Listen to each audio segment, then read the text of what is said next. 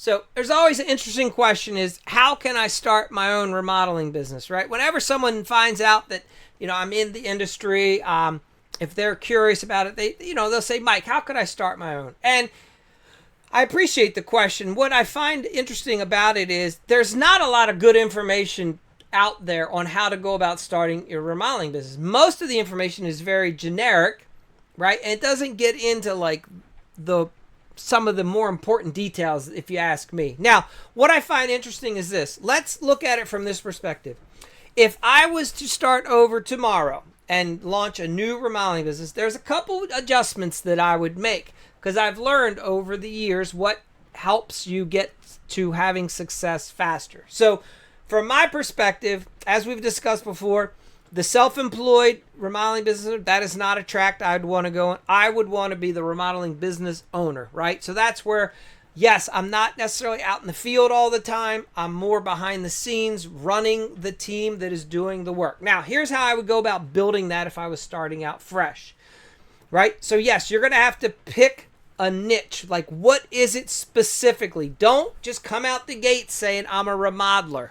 Come out and say, I do basements. I'm a deck builder. All right. I do kitchens. Pick an area. I install doors. I'm a trim carpenter. Whatever. Pick a thing and let people know that that's what you're awesome at. All right. So also some of the basics, right, are make sure that you are in your area. If you need to be, you would be the licensed and insured, and you set up with a proper business structure, whether that's an S Corp or an LLC. You pick which one. Don't go head over heels trying to figure it out. Just pick one and get started. You can always change and adjust as this thing takes off if you survive, right? Okay, so you set up, you have your specialty. You're now set up as a business in your local area. You're going to need things like agreements and contracts, and you need to now look like a business, right? And here's how you go about doing that. Your vehicle and you need to present as a business. The nicer you come across and look, the more money that you'll be able to charge and the more profit that you can make because you solve better problems and people have more trust in you. If the vehicle's all beat to crap and you look like you just, came off of a mud job and you know what I mean, homeowners are going to want to pay you less. That's all I can say across the board. All right. So I would make sure that my vehicle and my clothing and like my business card and my website and my social media all have some sort of a similar brand and color. So my logo should be the same on everything. The colors should be the same, right? My hats, my shirts should all be, within the same 2 or 3 colors, right? Okay.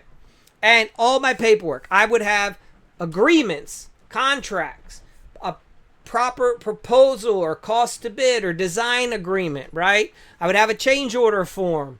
Everything's written. And if I don't do it digitally, I'm at least printing it out and we are signing it. So again, look like a real legitimate business. That's how you can charge as a real legit and be paid and be profitable. All right. The other thing is you have to act like a real business. What does that mean? Answer the phone. It doesn't have to be you. If you are not going to answer the phone, find someone to do it. So for me, I found that during the day, I couldn't get anything done if I was constantly answering the phone. So I hired someone. At first, it was someone who worked in the office and they answered the phone. Then we recognized that that person at times wanted a break. So we then found an amazing answering service. I would recommend you do this from as quickly as possible. You will be shocked at how many more leads and interested homeowners you get when they go, this is amazing. You guys actually answer the phone and I can talk to a live person. So anyway, something as simple as that. Then the next thing you do is you return calls, texts, emails, same day. You just return messages and you get back in touch with people. You don't always have to have an answer. You just let them know, hey, I got your message. All right.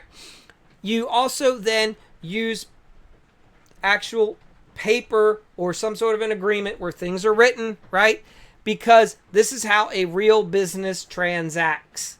right? Things are documented and we're all on the same page. And the way you language it with the homeowner is, Mr. and Ms. Smith, yeah, we probably could just shake hands on this. I know it's pretty simple. It's an 8x10 deck. However, what we found over the years is it's best if we have it in writing so that you and I are both on the same page. Because here's what ends up happening. So many homeowners, they might have talked to 2 or 3 people, but they're hiring you, and they might think that you're doing something because they had that conversation with somebody else. And then they forget and they get confused. And then at the end, there's this frustration because you didn't do it the way they thought you were going to do it, because they never told you the way they were going to do it, but they thought they did tell you because they told somebody else, but neither of you have it in writing.